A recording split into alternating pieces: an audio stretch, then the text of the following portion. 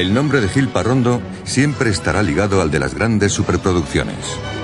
Los decorados de títulos como 55 días en Pekín, La caída del Imperio Romano o Doctor Zhivago llevan la firma de un genio modesto que consiguió 2 Oscars de la Academia de Hollywood y que trabajó con directores de la talla de Orson Welles, Richard Lester o George Cukor.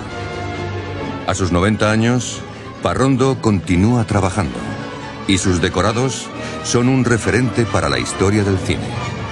La época de Bronston es una época aparte. Es una época gloriosa para mí.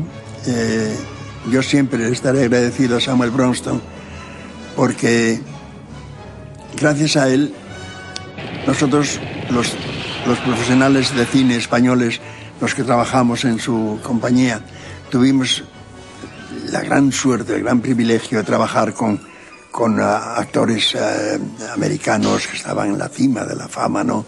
Con directores de primera clase, con técnicos que venían técnicos y nosotros aprendíamos con ellos, ¿no?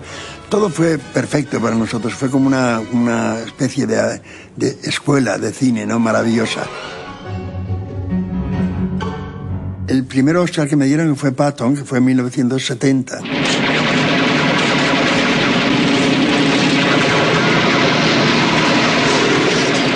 Está bien, ya es suficiente. Yo estaba rodando Nicolás y Alejandra, que luego me lo darían al año siguiente, porque fueron 2 años consecutivos, ¿no? Y en ese momento estábamos rodando en la Costa Brava, que significaba en la película una playa de Crimea, con los zares de Rusia. Y John Box se había marchado a Londres, se había quedado yo solo en la película. Yo no podía marcharme a Hollywood de ninguna manera.